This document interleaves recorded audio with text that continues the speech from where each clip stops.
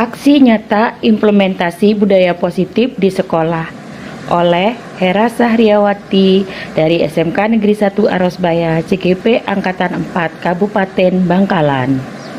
Fasilitator saya adalah Ibu Dr. Ati Sulistiati MPD dan pendamping praktik Bapak Hardani MPD. Rancangan tindakan untuk aksi nyata, judul mewujudkan budaya positif di sekolah. Latar belakang, filosofi pemikiran Gadjar Dewantara, peran dan nilai guru penggerak, visi guru penggerak budaya positif. Tujuannya, menerapkan budaya positif di sekolah sehingga dapat menimbulkan karakter baik pada siswa seperti disiplin, tanggung jawab, percaya diri, dan saling menghargai.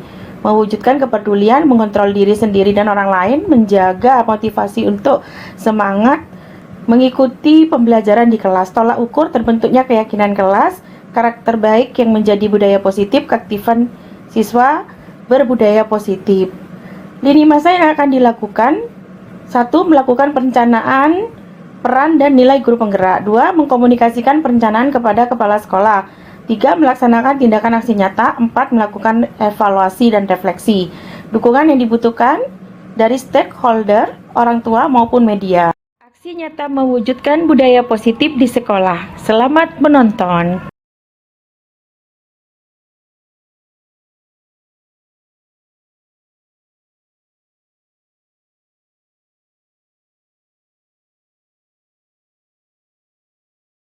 Warahmatullahi wabarakatuh. Terima kasih atas kehadirannya Bapak Ibu sekalian.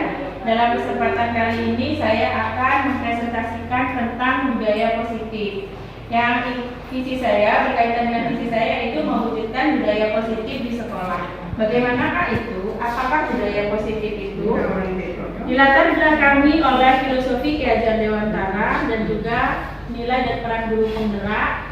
Kami di sini bertugas untuk menyampaikan beberapa materi tentang budaya positif yang nantinya itu akan diimbaskan ke siswa kita di sekolah ataupun di kelas.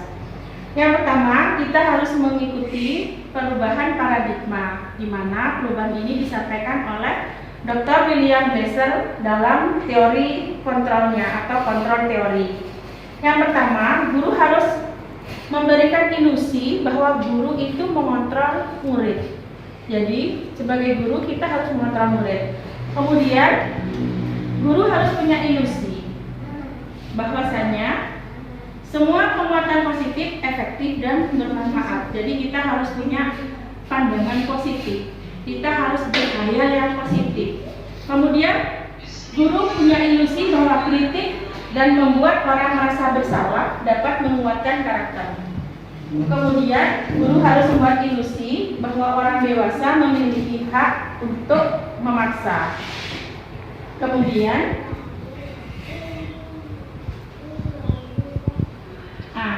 ada konsep disiplin positif dan motivasi. Ada 3 motivasi perilaku manusia. Yang pertama, untuk menghindari ketidaknyamanan atau hukuman. Itu bisa menjadikan motivasi bagi anak. Misalkan anak ini takut dihukum sehingga dia masuk ke kelas seperti itu. Kemudian yang kedua, untuk mendapatkan imbalan atau penghargaan dari orang lain. Kadang kalau diiming-imingi mau dikasih hadiah atau reward, anak-anak itu mungkin termotivasi. Itu bisa jadi adalah salah satu perilaku yang alamiah atau manusiawi. Yang ketiga, untuk menjadi orang yang mereka inginkan dan menghargai diri sendiri dengan nilai-nilai yang mereka percaya. Jadi kadang anak-anak itu memang sudah ada dalam dirinya itu bahwasanya mereka percaya bahwa motivasi itu penting untuk dirinya sendiri. Jadi yang poin 3 itu memang dari dalam innernya anak tersebut. Selanjutnya, yaitu keyakinan kelas. Apa itu keyakinan kelas? Keyakinan kelas itu bersifat lebih abstrak daripada peraturan yang lebih rinci dan konkret. Kemudian keyakinan kelas berupa pernyataan-pernyataan universal. Keyakinan kelas senantiasa dibuat dalam bentuk positif. Keyakinan kelas hendaknya tidak terlalu banyak sehingga mudah diingat dan dipahami oleh semua kelas. Keyakinan kelas sebaiknya sesuatu yang dapat diterapkan di lingkungan tersebut. Semua warga kelas hendaknya ikut berkontribusi dalam pembuatan keyakinan kelas lewat kegiatan curah pendapat. Kemudian bersedia meninjau kembali keyakinan kelas dari waktu pengingatan bahwa kesepakatan kita, kalau orang sepakat itu berarti kan sudah satu kata. Jadi contohnya, tepat waktu. Jadi semua komponen di kelas itu harus tepat waktu. Misalkan harus menghargai orang lain. Jadi semua tindakannya itu harus menghargai orang lain. Harus disiplin. Jadi nanti di kelas, keyakinan kelas itu kita tempel berupa karton dan di sana dituliskan atau di karton itu tadi dituliskan dan semua komponen kelas itu harus mengikuti keyakinan kelas yang mereka buat. Dari satu kelas dan kelas yang lain, kesepakatan atau keyakinan kelasnya itu beda. Siapa yang memandu wali kelas? Di situ diharapkan agar terjadi perubahan positif atau budaya positif. Artinya budaya itu pembiasaan, jadi pembiasaan positif. Kebutuhan dasarnya anak-anak itu biasanya murid kita, biasanya itu adalah kesenangan, kemudian kebebasan, penguasaan, dan cinta dan kasih sayang. Anak-anak itu kadang bertindak karena mereka itu senang, ingin senang, ingin disenangi, ingin cari perhatian. Oh, saya suka ini, saya suka itu, karena kesenangannya. Kemudian mereka ingin bebas. Mereka bertindak itu karena ingin bebas. Kemudian ada penguasaan. Penguasaan itu kayaknya, wah, saya harus seperti ini. Wah, ini punya saya. Atau tindakannya itu karena penguasaan. Saya merasa memiliki bolpen itu misalkan. Ini punya saya, maka terjadi perdebatan. Dan itu merupakan penguasaan.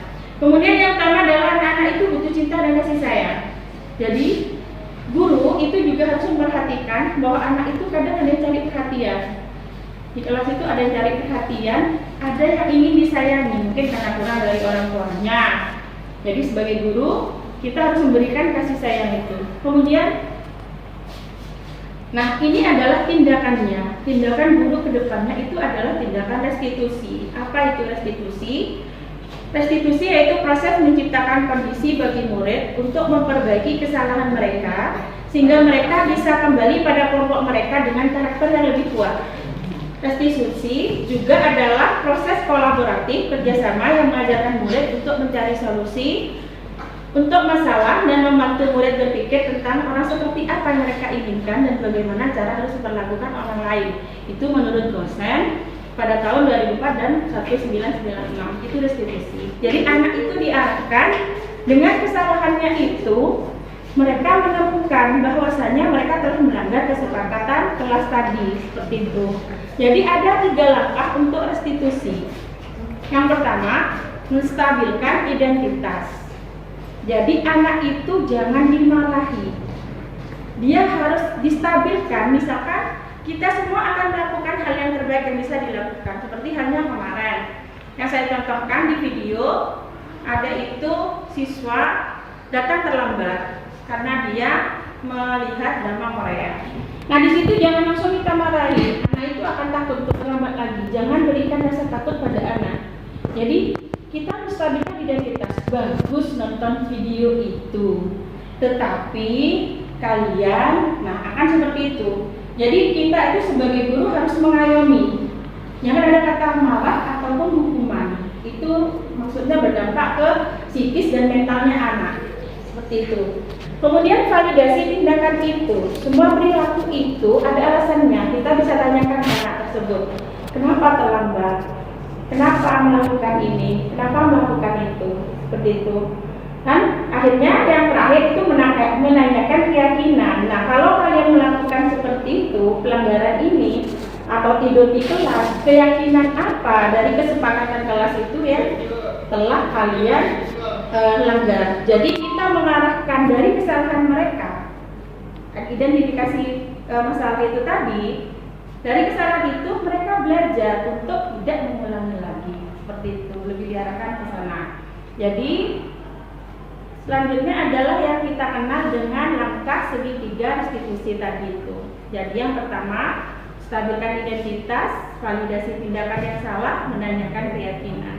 Demikian teori tentang budaya positif yang ada di berdasarkan modul 4. Nah sekarang yang di sekolah kita itu saya lebih menuju ke visinya tentang bagaimana di sekolah kita ini siswa lebih berperilaku positif.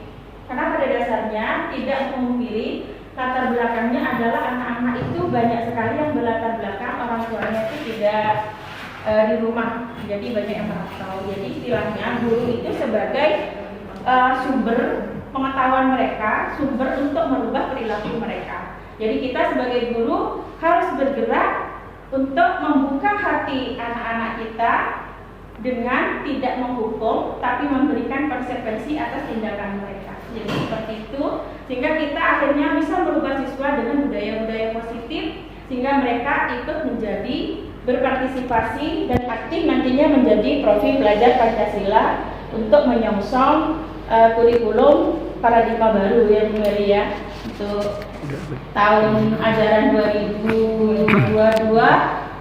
kurikulumnya sudah kurikulum paradigma baru yang mengarahkan murid itu berperilaku sesuai dengan profil pelajar Pancasila. Seperti itu. Terima kasih Bapak Ibu. Barangkali ada yang mau ditanyakan. Paten apa Pak? Yo. Saya tanya dulu. Ya, silakan Ibu Mary. Ini kalau berdasarkan dari yang Ibu sampaikan tadi, Ya. konsep disiplin positif dan motivasi, ya. Salah satunya yaitu untuk menghindari ketidaknyamanan atau hukuman.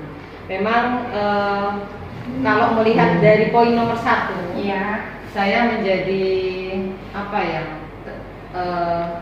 Akhirnya saya introspeksi diri bahwasanya hukuman ini anak merasa tidak nyaman, ya. Padahal saya sendiri sering sekali menghukum ataupun melakukan Memberikan hukuman terhadap anak yang melakukan pelanggaran tadi. Ya. Jadi bagaimana solusi atau cara yang harus saya lakukan ketika anak itu melakukan pelanggaran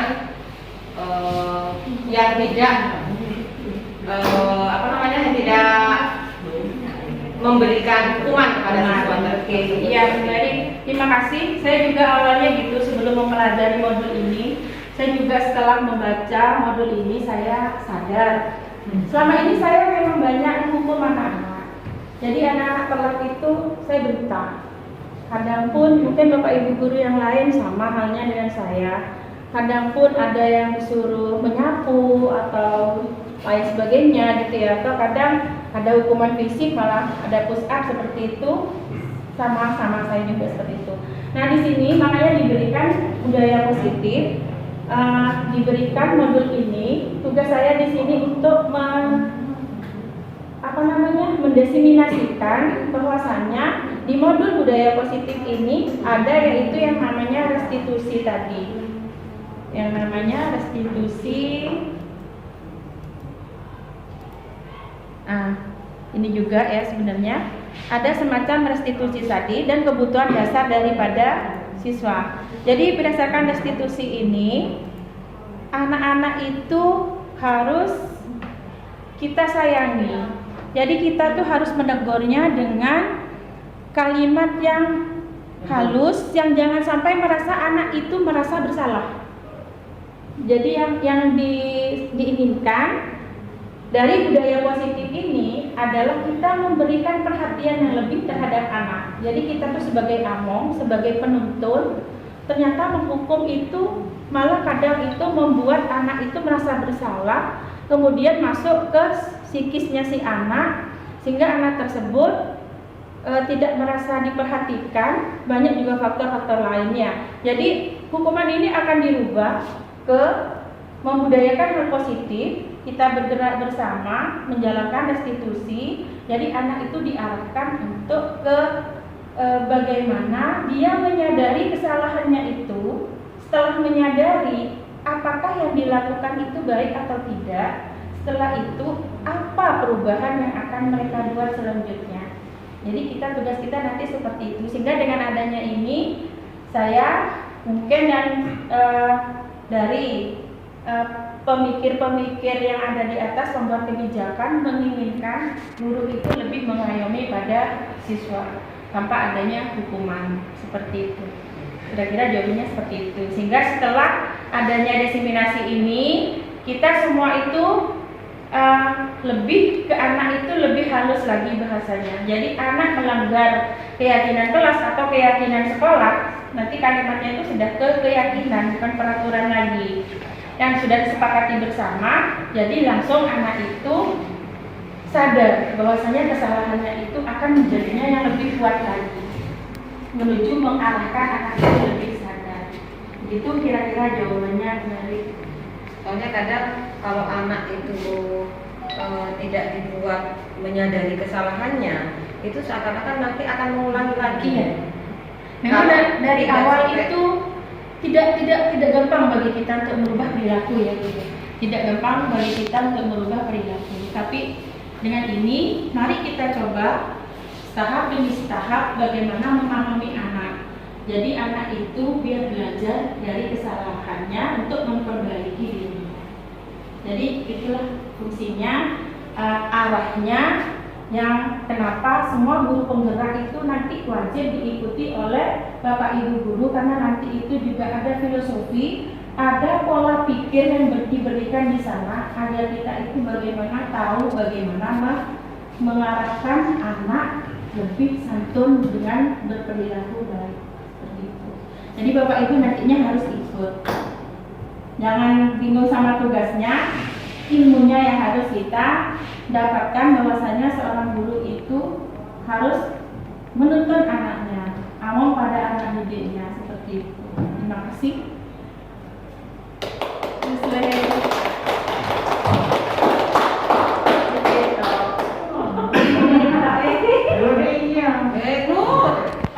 Pada kesempatan kali ini kita akan membahas tentang kesepakatan kelas kita di 10 AKL.